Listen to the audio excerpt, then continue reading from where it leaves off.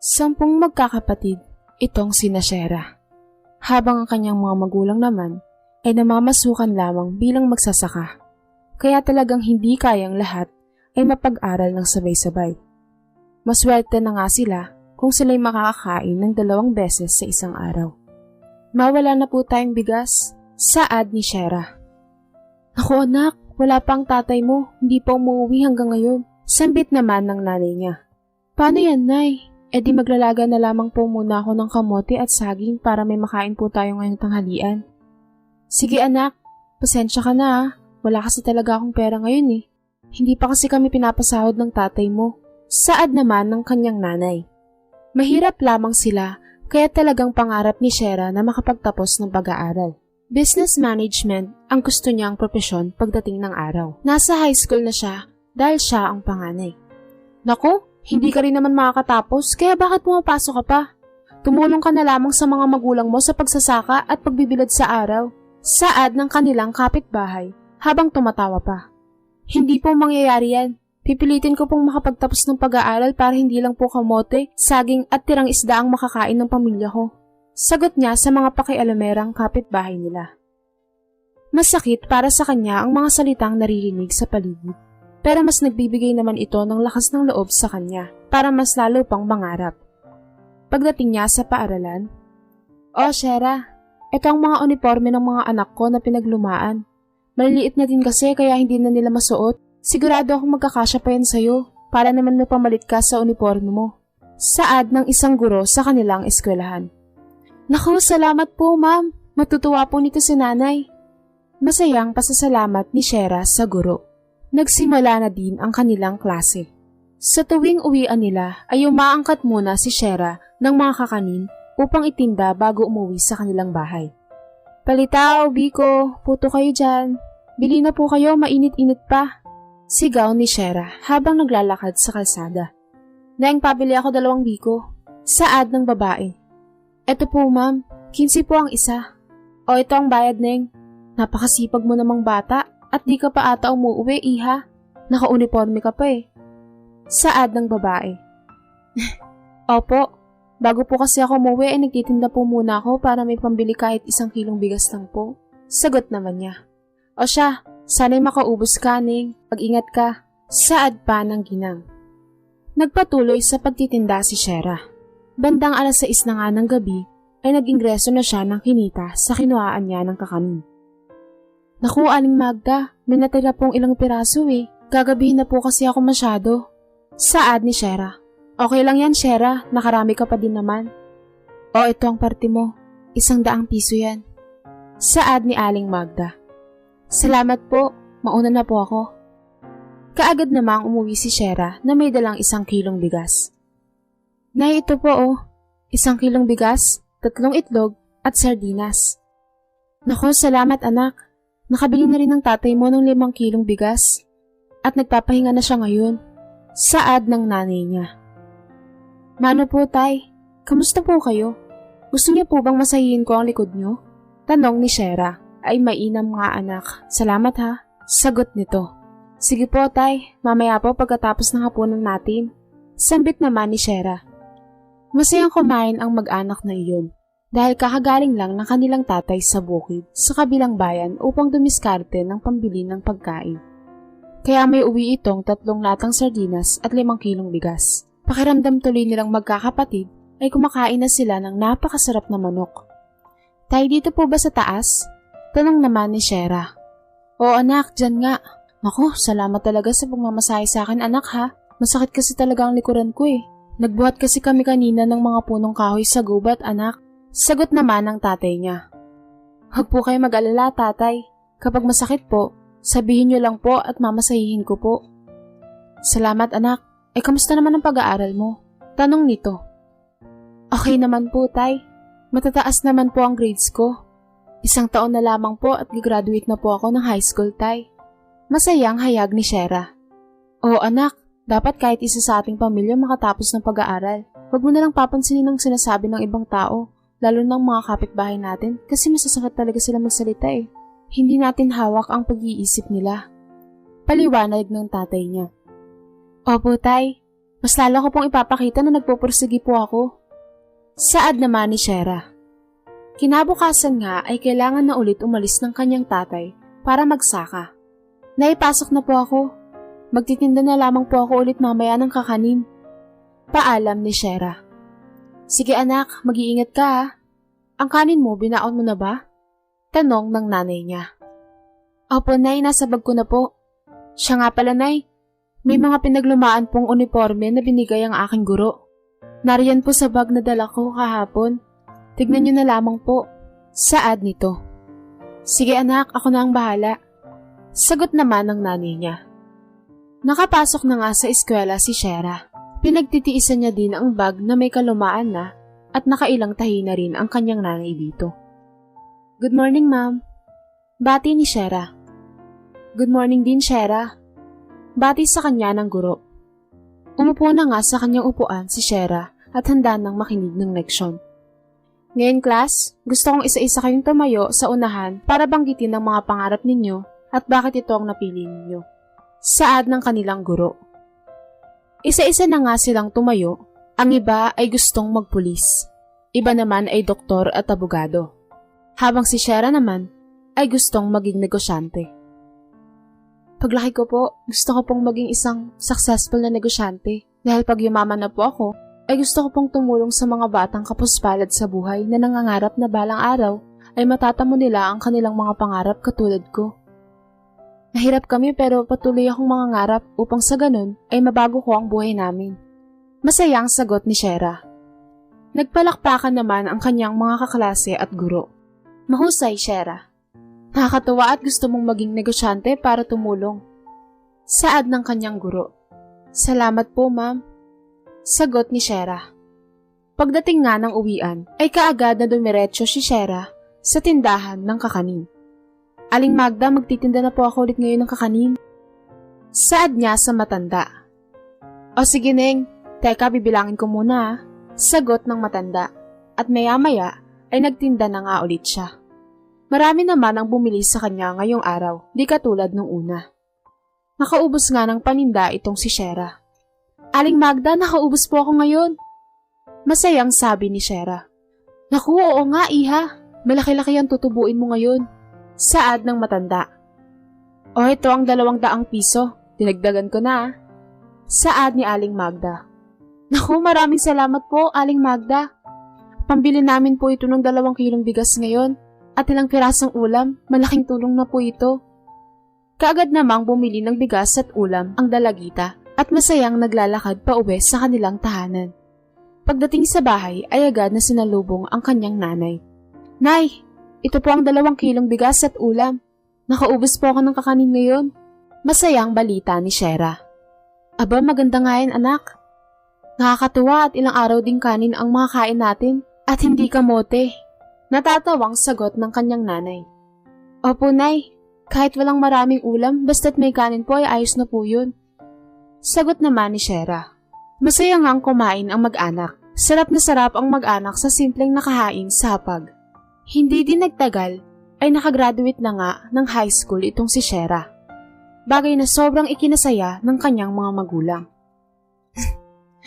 Anak, proud na proud kami sa'yo. Ang galing mo, anak.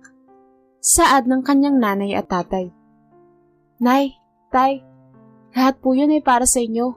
Kayo po ang lakas at inspirasyon ko. Huwag po kayong mag-alala. Magiging isang mahusay na negosyante po ako balang araw. Saad niya. Oo, anak.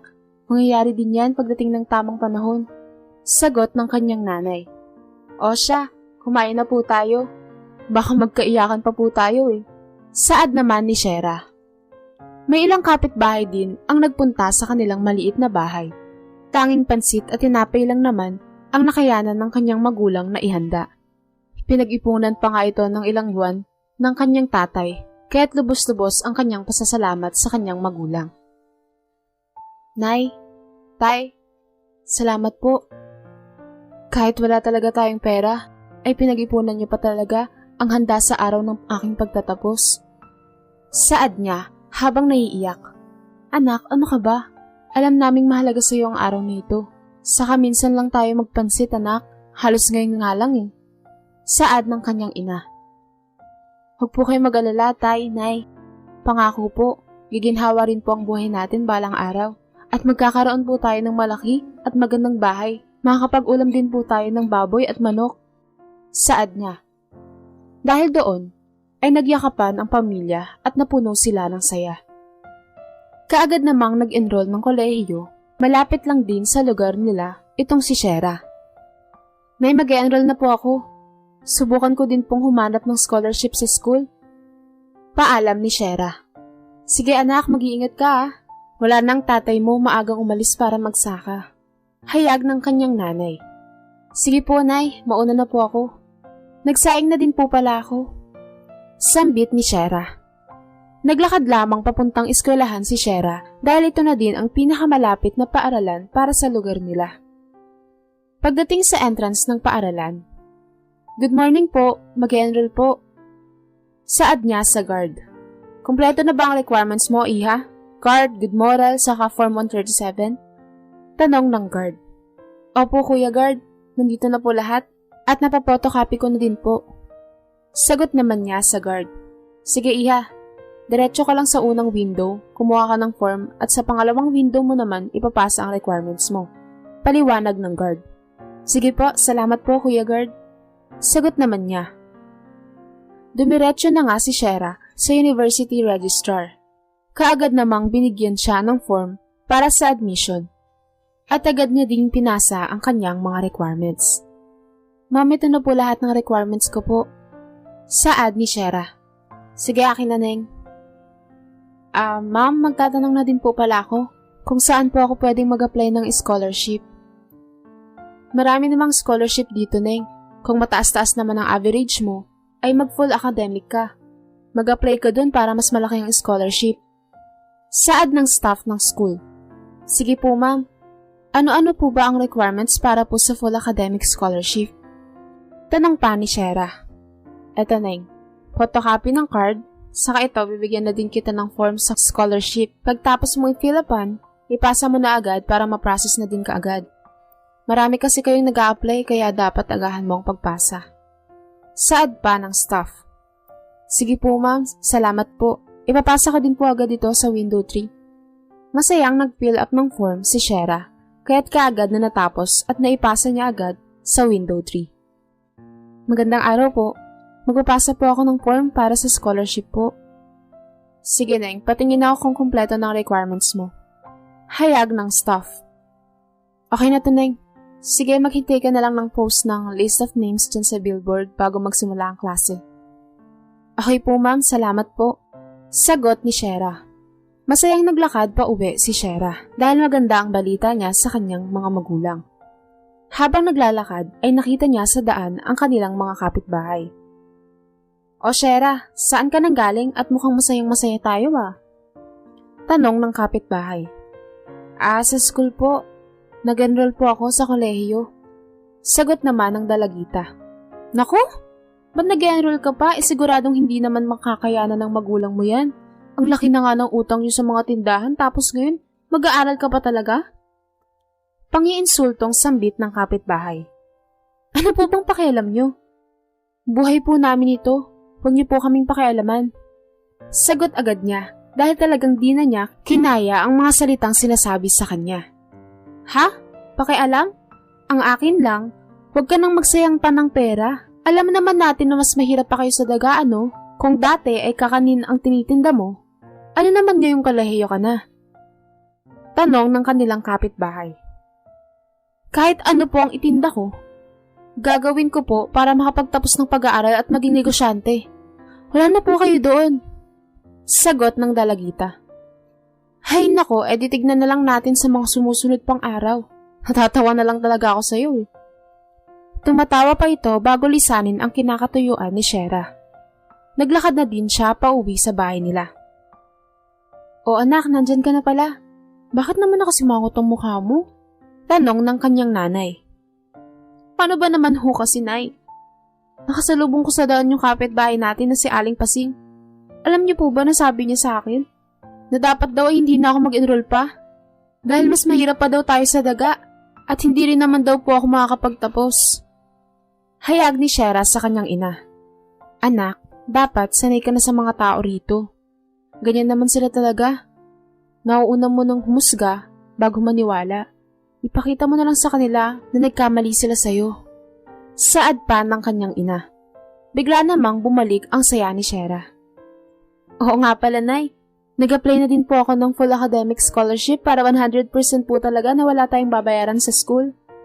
Naku, maganda nga yan, anak. Sana naman makasali ka sa mga mabibigyan ng pagkakataon. Bawas isipin rin ang tuition mo. Alam mo naman, bago-bago pa lang na umuusad ang tatay mo ngayon. Sad pa ng kanyang nanay. Sige po, Nay, pahinga lang po ako. Ako na pong magtitiklop mamaya ng mga sinampay nyo. Saad at paalam na din niya. Sige anak, pahinga ka na muna. Kaagad namang pumasok ng kanilang kwarto si Shera upang magpahinga. Sa kabilang banda naman ay talagang napaisip ang nanay niya dahil siguradong marami-rami din ang gastusin sa kolehiyo. Kaya't nagpasya na muna siyang patigilin ng iba niyang anak upang hayaan na munang makatapos sa pag-aaral ang panganay niya. Hihintayin na lamang ng kanyang nanay na makauwi ang kanyang tatay para mapag-usapan ng isang malaking desisyon na iyon.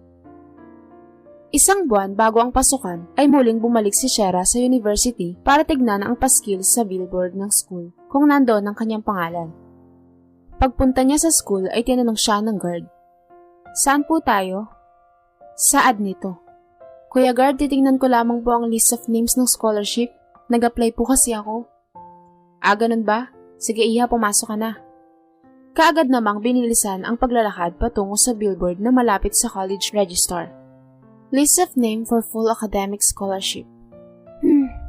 Wala dito. Second page nga. Wala pa din. Sunod na page. Saad niya. Lumaki ang kanyang mga mata nang makita ang pangalan niya sa ikatlong page ng list of name. Sobrang saya niya at napatalon pa nga siya at kitang-kita ng iba pang tumitingin sa listahan. Paglabas ng university, hindi magkanda humayaw ang galak at saya ni Shera. Talagang patakbo na nga ang lakad niya pauwi ng kanilang bahay. Nay! May maganda po akong balita! Saad niya habang hinahanap kung nasaan ang kanyang ina. Oh, ano ba yun anak? At malayo ka pa lamang sumisigaw ka na. Natutulog kasi ang tatay mo. Hinaan mo kaunti ang boses mo. Nay! Nakapasok po ako sa full academic scholarship! Saad niya. Gulat na gulat ang nanay niya at napasigaw na din. Ano anak, talaga ba? Naku, napakagaling mo anak, talagang proud ako sa'yo. Sambit ng kanyang nanay na puno ng saya. Kaagad na ding nagising ang tatay niya dahil sa lakas ng boses nilang mag-ina. Ano ba ang ingay niyo? Ano bang meron? Tanong agad ng tatay niya. Tay, nakapasok po ako sa full academic scholarship. Ibig sabihin po, wala po akong kailangang bayaran sa school. Masayang balita niya sa kanyang tatay. Talaga anak? Wow, ang galing mo naman. Manang-mana ka talaga sa akin. O nakakabang mo na ito anak. Kaya pag-iigihan mo pong mabuti ha. Saad naman ng kanyang ama na talagang napakasaya ng mga araw na iyon. Opo tay, pag-iigihan ko pa po. Hindi ko po sasayangin ang pagkakataong ito. Sagot naman ni Shera. Siya nga pala anak, may nais akong sabihin sa inyo ng tatay mo. Saad ng kanyang ina. Ano yan ma? Parang napakalaga naman. Upang mas matustusan ka namin sa pag-aaral mo, titigil na muna ang mga kapatid mo sa pag-aaral. 4 na taon lang naman. Pagkatapos mo, babalik na ulit sila. Hayag ng kanyang nanay. Naisip ko na din yan anak. Kasi talagang di namin kayang pagsabay-sabayin kayong magkakapatid. Dahil ikaw naman nang nasa kolehiyo na, dapat mapagtuunan ka ng pagtustos talaga. Paliwanag pa ng kanyang tatay. Kung wala na po talagang ibang paraan, Nay, Tay, wala naman po akong magagawa. Huwag po kayo mag-alala. Makatapos lang ako ay tutulungan ko po talaga kayo. Sobra-sobra na po ang binibigay niyong suporta sa akin. Hindi po kayo katulad ng iba dyan na pinatitigil na ang anak nila para magtrabaho na din. Saad ni Shera. Anak, suportado ka namin ng tatay mo simula pa umpisa. Sobrang ikinalungkot ni Shera na kailangan pa ng mga kapatid niyang tumigil sa pag-aaral. Kaya naman wala siyang sinayang na oras at araw. Talagang ginalingan niya at ibinigay ang lahat para sa pag-aaral sa kolehiyo. Sa una, nahirapang mag-adjust si Shera dahil wala naman itong kakilala sa campus. Nang isang araw ay, business management din ba ang kurso mo? Tanong ng isang babae kay Shera. Oo eh. Nahihiyang sagot naman ni Shera. Buti naman. Finally, may nakita na akong same ko ng department. Kaya na pa kasi ako naghanap eh. By the way, I'm Anna. Hi Anna, ako naman si Shera. Nice to meet you, Shera. Sagot pa ni Anna. Sa'yo din, Anna. Sagot ni Shera. Tara na, pumasok na tayo sa room, baka nagsisimula na. Yaya naman ni Anna. Unang araw ng pasok sa kolehiyo, mabuti at may nakilala agad si Shera, kahit hindi na din siya gaanong nahihiya sa iba pang kaklase. Mabait si Anna sa pakiwari ni Shera. Tara kain tayo, lunch break na. Saad ni Anna. May baon naman akong kanin at saka nilagang itlog. Dito na lang ako, Anna. Ano ka ba? Samahan mo na ako tapos dito na tayo kakain. Anyaya ni Anna. Pumunta na nga sila sa kantin. Bumili ng ulam at kanin si Anna. Nagtaka naman si Shera dahil 2 ulam ang binili nito at umorder pa ng 2 fries. Tara na sa room. Yaya ni Anna. Eto, Shera. Sa'yo ang 1 ulam at 1 fries. Hala, hindi na, nag-abala ka pa. Baka wala ka ng pera. Ano ka ba, wala pa naman sa 50 yan. At saka may allowance naman ako, bigay ng daddy ko. Saad ni Anna. Sana all may allowance. Sagot ni Shera. Bakit? Wala ka bang allowance? Tanong ni Anna. Wala akong ganyan eh. Tanging pagbabaon lang ng kanin at ulam ang meron ako at nilalakad ko lang papasok at pauwi sa bahay. Mahirap lang naman kami, Anna. Kwento ni Shera. Talaga ba? Naku, pasensya ka na ah. Kaya pala ganun na lang tingin mo sa akin kanina nang madami akong bilhin. Huwag kang mag-alala. Dahil ikaw ang una kong nakilala dito, ikaw na din ang best friend ko ngayon. Masayang sabi ni Anna. Salamat dito sa ulam at fries ha. Ngayon lang ako makakatikim nito. Madalas kasi kamote at balinghoy lang ang ginagawa kong fries. You're welcome, Malayan. Hayaan mo bukas dadalhan kita ng 1 kilong fries para makatikim din ng mga kapatid mo. Naku, wag na Anna. Nakakahiya na. Ano ka ba? Hindi ka naman ang hihingi. Kusa ko itong binibigay sa'yo. Mabait ang pamilya nila Anna. Mahilig silang tumulong sa mga charity, lalo na sa mga bahay ampunan. O paano bukas na lang ulit ha? Mauna na ako, andyan na sundo ko eh. Paalam ni Anna. Sige, ingat ka Anna ah. Masayang umuwi si Shera dahil may maganda na naman siyang kwento sa kanyang nanay. Nay, maganda po ang unang araw ng kolehiyo ko. May nakilala po akong babae. Ana ang pangalan niya. Magaan po ang loob ko sa kanya, Nay. Nilibre pa nga po ako ng ulam at fries eh. Kaya ito po, binawasan ko lang po ng sabaw itong minudo. May uulam pa po natin ito mamaya. Saad ni Shera. Aba, oo nga anak ha. Kakakilala mo pa lang, pero nilibre ka na agad. Mukhang mabait nga anak. Sagot ng kanyang nanay. Mabilis na lumipas ang araw, buwan at taon dahil huling taon na ni Shera sa kolehiyo. Bes, last year na natin to sa campus. Saad ni Shera. Oo nga, bes eh. Parang kailan lang kakilala lang natin. Ngayon ito na, huling taon na natin dito. Excited na akong magkatrabaho. Naku, sinabi mo pa. Ako din excited nang makapagtrabaho, nang makatulong na ako kay nanay, at makabalik ulit sa eskwela ang aking mga kapatid. Saad ni Shera. Huwag ka mag-alala, bes. Kaunti na lang, darating ka din dyan. Halos hindi magkanda humayaw ang saya ni Shera dahil kasali sila ni Anna sa mga magtatapos na cum laude. Nay, Tay, sa 1 linggo na po pala ang graduation ko. Gusto ko po nandun kayo ng mga kapatid ko. Saad ni Shera. Oo naman anak. Huwag kang mag-alala, nandun kami. Kompleto tayong pamilya. Excited na nga itong nanay mo eh. Saad ng kanyang tatay na noon ay kakauwi lang galing sa bukid. Opo Tay, dapat kompleto po tayo. Mahalagang araw to ng buhay ko eh. Makakatulong na din po ako sa inyo ni nanay.